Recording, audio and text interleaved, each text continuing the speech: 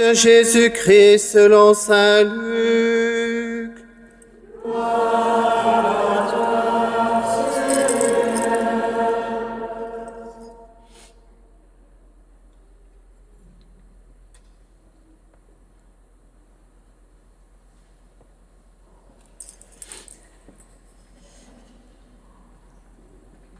En ce temps-là, à l'adresse de certains qui étaient convaincus d'être justes et qui méprisaient les autres, Jésus dit la parabole que voici. 2 hommes montèrent au temple pour prier.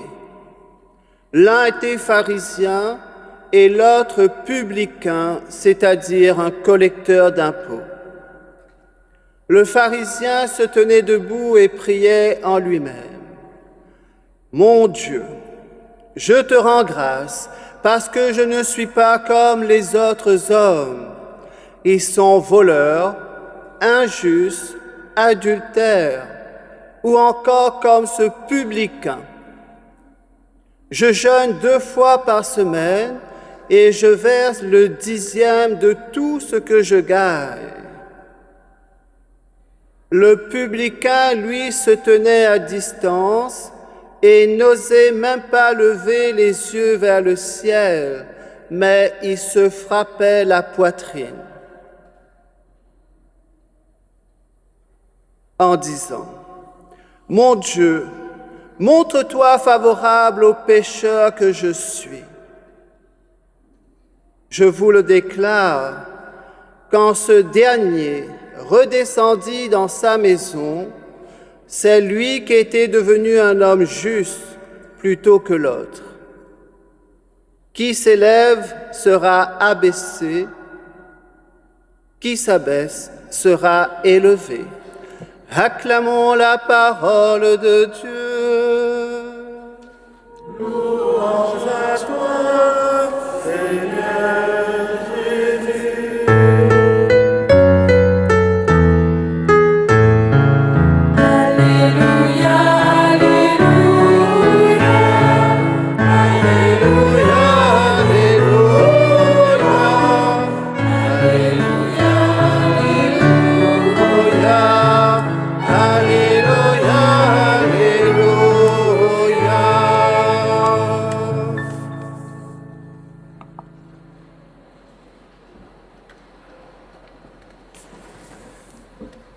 Chers amis de Jésus, dans l'évangile de ce 30e dimanche du temps ordinaire, Jésus met devant nous 2 personnages opposés, les 2 extrêmes. Tout d'abord, il s'agit d'un pharisien, c'est l'homme irréprochable, le bon pratiquant, celui qui va à la messe tous les dimanches, peut-être tous les jours. Et le publicain, c'est le pécheur type, l'image même de la déchéance morale, chargé de percevoir les impôts. Je ne sais pas si vous aimez votre inspecteur d'impôts. Par les temps qui courent, je ne pense pas. Mais bon, on ne sait jamais. Peut-être qu'il y en a certains parmi nous qui exercent ce beau métier d'inspecteur des impôts. Il en faut bien. Mais le publicain, ces publicains du temps de Jésus volaient le plus d'argent possible pour en garder un peu dans leur poche. C'étaient des super riches sur le dos des autres, impopulaires, on s'en doute, et méprisés de tous, ces collecteurs d'impôts. Et que dit le pharisien? « Mon Dieu, je te rends grâce parce que je ne suis pas comme les autres hommes. Ils sont voleurs, injustes, adultères, ou encore comme ce publicain. Je jeûne 2 fois par semaine et je verse le 10e de tout ce que je gagne. » Et si tout le monde ici versait tout le 10e de leur salaire à l'Église, on aurait peut-être pu faire encore pas mal de travaux ou de chantiers. Mais bref, je ferme la parenthèse. Voilà donc un homme fidèle et généreux. Nous n'avons aucune raison de le suspecter de mensonge, ce pharisien. Ce qu'il dit, il le fait réellement. Le pharisien rend grâce à Dieu, c'est une prière de louange et d'Eucharistie. Chers frères et sœurs, il nous faut d'abord admirer cet homme intègre. Si davantage d'hommes et de femmes vivaient ainsi, la société serait plus belle. Pas de vol, pas d'injustice, pas d'adultère, etc., etc. Ils jeûnent 2 fois par semaine, ils versent le 10e de tout ce qu'ils gagnent. Des gens qui se prient pour donner aux autres par solidarité, des gens qui prient en rendant grâce. Vous voyez, frères et sœurs, faites attention de rabaisser cette parabole et de déplacer le problème que de voir en ce pharisien simplement un hypocrite qui cache bien son jeu. Si ce n'est pas l'hypocrisie que lui reproche Jésus, qu'est-ce que donc précisément que le pharisaïsme?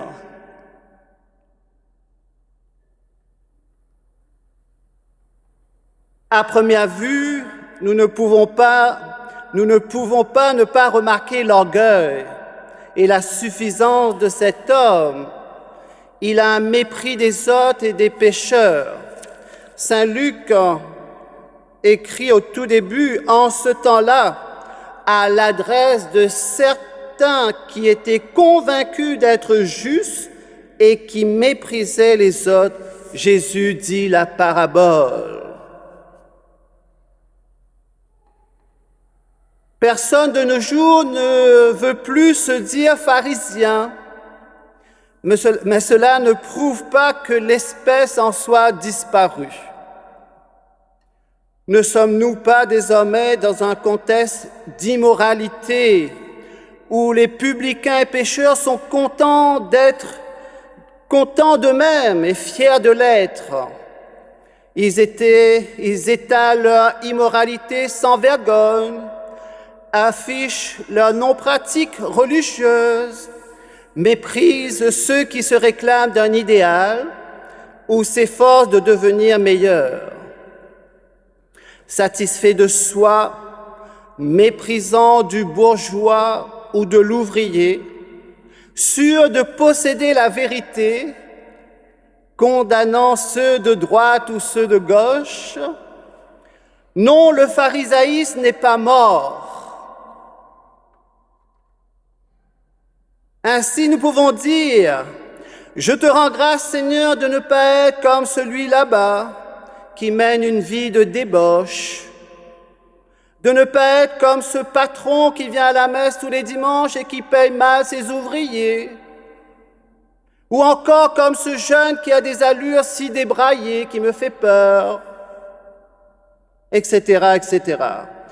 Oui, Seigneur, comme je me reconnais dans ce pharisien, délivre-moi, Seigneur, délivre-nous de nos innombrables pharisaïsmes subtils. Ensuite, nous avons le public. Regardons de plus près son attitude. On nous dit, il se tient à distance. Il se reconnaît une pauvre créature qui s'est éloignée de son Créateur. Il se tient à distance, il y a un fossé entre le Créateur et la créature. Il n'ose même pas lever les yeux vers le ciel. Il se sent indigne de regarder vers le Seigneur,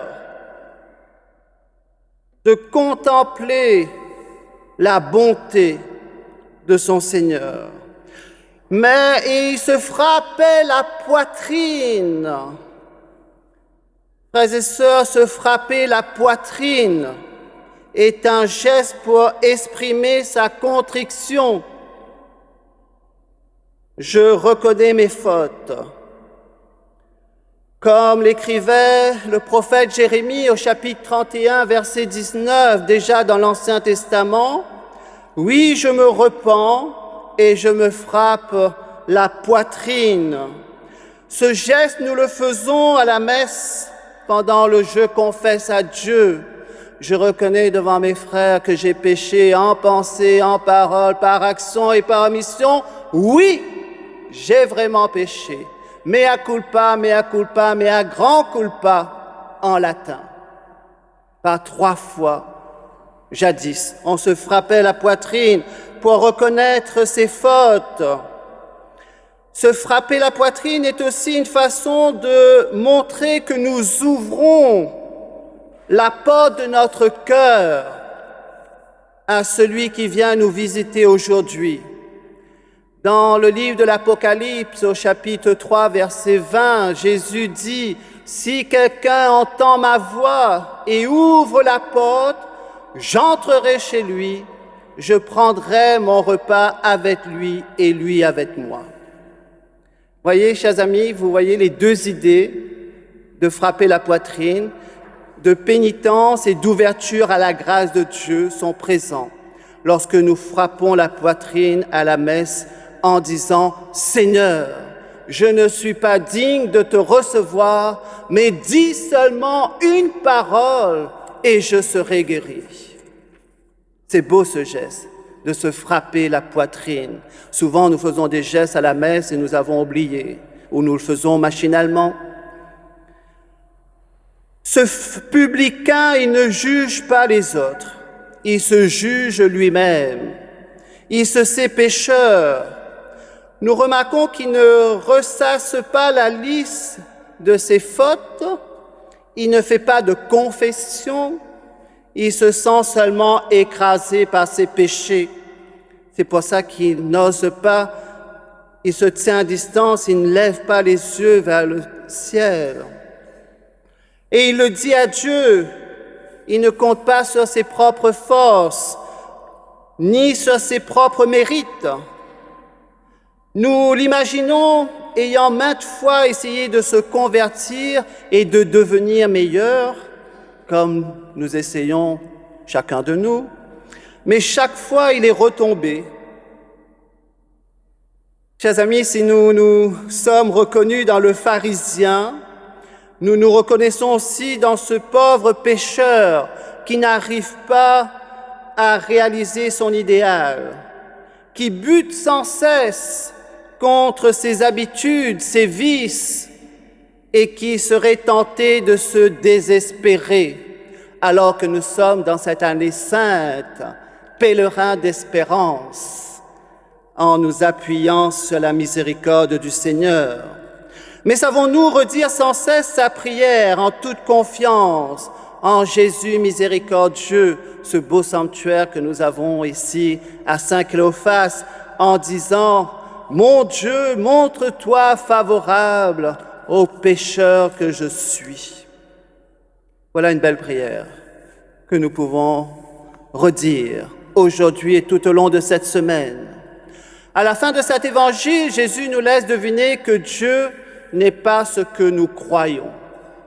Dieu est amour, Dieu est gratuité, Dieu souffre avec le pécheur qui souffre de son péché, Dieu désire pardonner.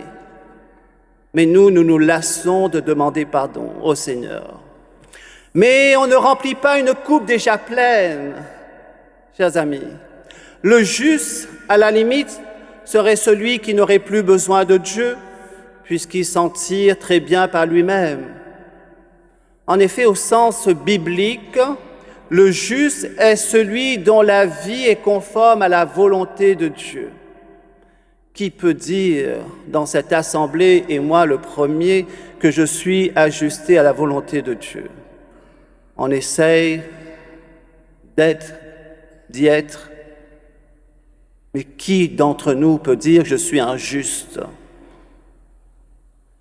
Finalement, être juste, c'est correspondre à peu près à être saint. Finalement, l'homme n'est jamais injuste, mais un justifié.